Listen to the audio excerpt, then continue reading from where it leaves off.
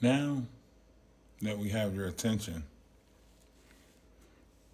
can we get back to the life that is involved?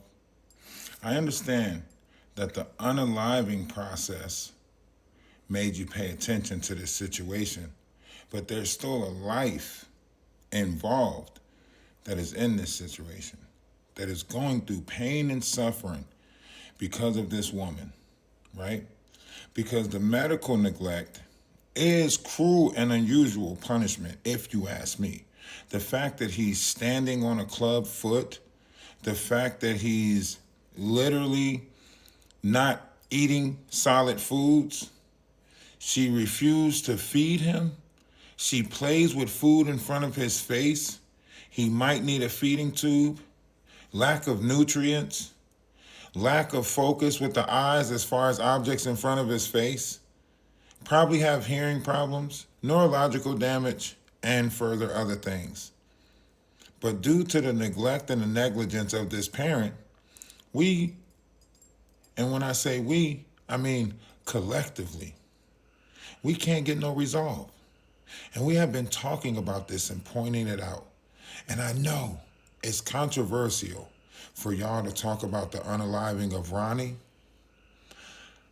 but there is a life that is still involved. And that life is going through it every day.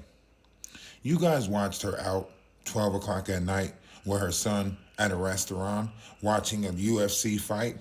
Do you keep your 3-year-olds out that night, or do they have a bedtime and they're in bed and you get a babysitter like an adult? Right? What is the world coming to? And furthermore, if it's not, it's even more important. On top of the fact that she's a serial unaliver, she's dangerous to herself and probably others. Junior is the whole investigation is wrapped around Junior. So why not put him in protective custody? If not the importance of that, how about the fact that Ronnie was the last male of his bloodline? Therefore, if Junior is Ronnie's, he is the last male of a Cain bloodline.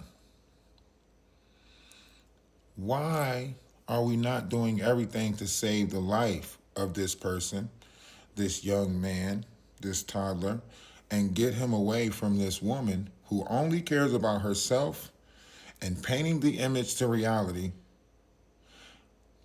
to make it look like she's some type of saint, savant, whatever it is? I don't know. But when you do all of this fight for your ego, it's your ego comes before everybody. And look at Quail. He's out there fighting for his ego too. And I bet you Whack 100 is fighting for his ego. And probably Lady T, probably fighting for her ego. And Donat, yep, probably fighting for his ego. And all of the minions around them are probably helping them fight for their ego. But what about Junior? All of y'all out there fighting for ego and clout. What about Junior? Who we have to watch continue to be exploited or used as a prompt. So Chrisean can look like she's playing this good role in our face. And all we told her was to do right by Junior.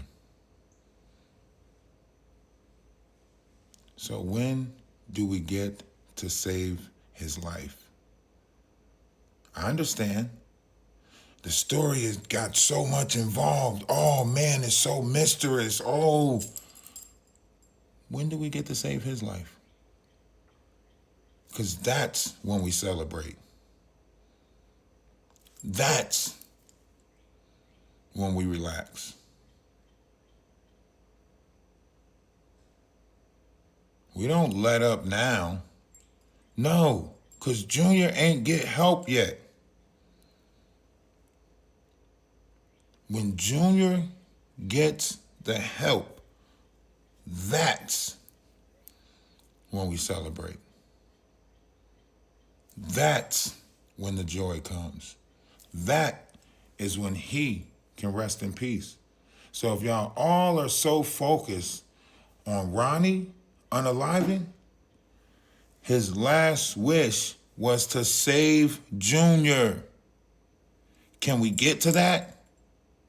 Can we give this man clarity with a paternity test? Can we save Junior so he can rest in peace? Or are we just going to keep on doing this whole charades for clout? You decide. But until she do right by Junior, everything she think about is going to crumble. Everything.